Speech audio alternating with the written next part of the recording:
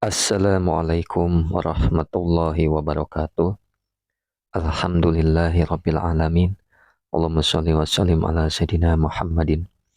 Teman dan sahabat semuanya yang dimuliakan oleh Allah Subhanahu wa taala. Kita melanjutkan kajian kita di dalam kitab Fathul Qorib, masih membahas terkait perkara talak. Qala al-musannifu rahimahullahu taala nafa'anallahu bihi wa bi'ulumihi fi darini amin. Wa yasihu dan sah ta'likuhu ay ta'liqut tolaki, maksudnya sah apa menggantungkan talak. Bisifati dengan sifat, wasyarti dan dengan syarat. Ka'indakhalti, seperti contoh uh, seperti contoh jika masuk siapa kamu perempuan adaro pada rumah, fa'anti maka adapun kamu tolikun ialah tertalak. Nah, kemudian patutolliku maka tertalak siapa jaujah, idza dakhalat apabila masuk siapa jaujah. Nah, kemudian artinya adalah sah sah menggantungkan talak dengan sifat dan syarat. Seperti apa contohnya? Misalkan kayak kalau kamu masuk, kita bicara dengan istri kita.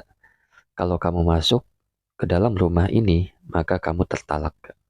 Maka ketika istri itu masuk, maka dia tertalak seperti itu. Atau jika kamu pergi keluar rumah tanpa izin, kamu tertalak. Kemudian si istri ini pergi keluar rumah tanpa izin, maka dia adalah tertalak. Nah, seperti itu. Kemudian at-talaqu, adapun talak, la yaqa'u, ialah tidak terjadi apa talak illa ala jaujatin, kecuali atas istrinya. Jadi talak hanya berlaku kepada istrinya, tidak kepada yang lain.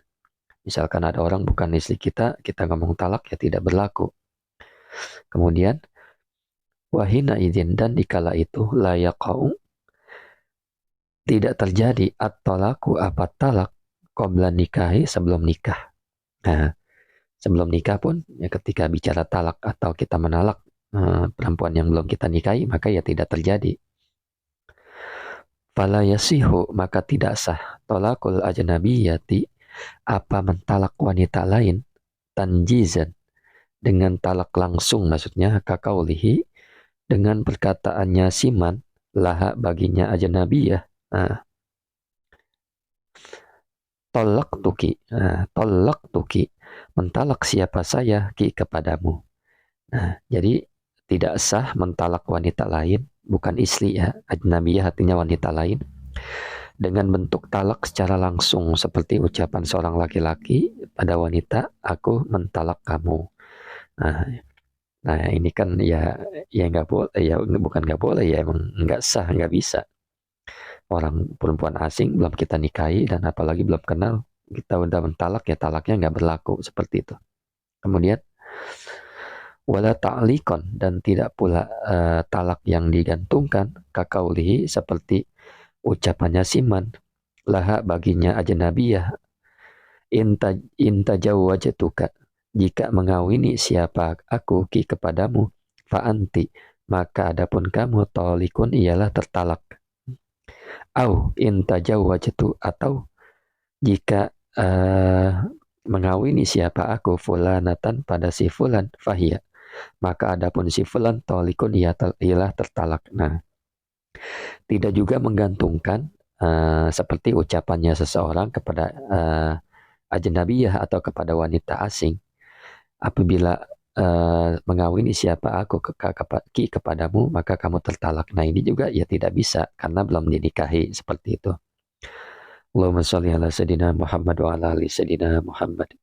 Bismillahirrahmanirrahim. Nah, kita lanjut.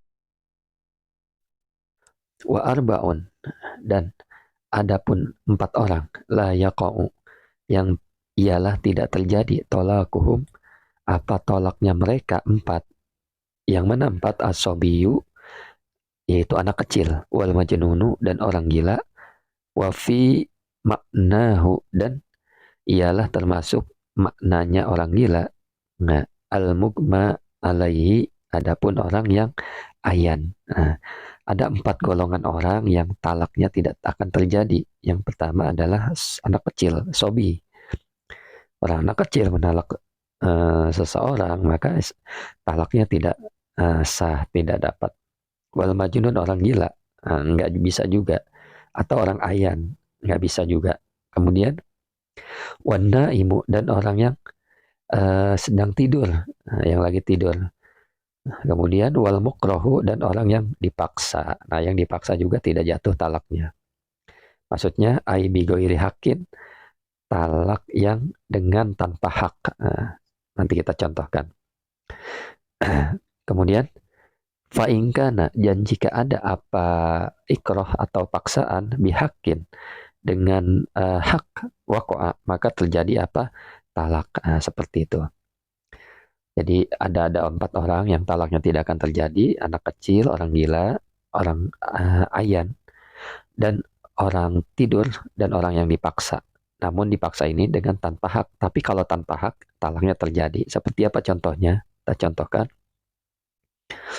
Wasuratuhu, dan adapun contohnya ikro bihak, maksudnya contohnya gambarannya talak yang dipaksa dengan hak, kama sebagaimana perkataan qala yang berkata, jam'un siapa segolongan kebanyakan ulama, ikrohul qadi ialah memaksanya hakim.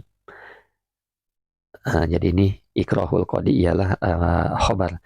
Ikrohul qadi ialah memaksanya hakim lil muli bagi orang yang sumpah ila ba'da muddatil ila'i setelah masanya ila alat tolaki atas tolak, gitu, seperti itu. Jadi inilah paksaan yang hak, seperti seorang hakim memaksa orang yang sumpah ila, artinya suami yang sumpah ila setelah masanya ila atas talak. Jadi ila itu ya seseorang suami tidak bersumpah dengan nama Allah atau dengan nama sifat Allah, tidak akan menggauli istrinya selama dalam beberapa waktu, selama lebih dari 4 bulan. Nah, ketika lebih dari 4 bulan belum menggaulinya, maka di sini sebenarnya jatuh cerai. Walaupun pada sumpah ilah tidak apa, tidak langsung cerai. Langsung cerai dengan talak, dengan hakim memaksa untuk suami untuk menalak istrinya, karena memang pada saat itu wajib talak.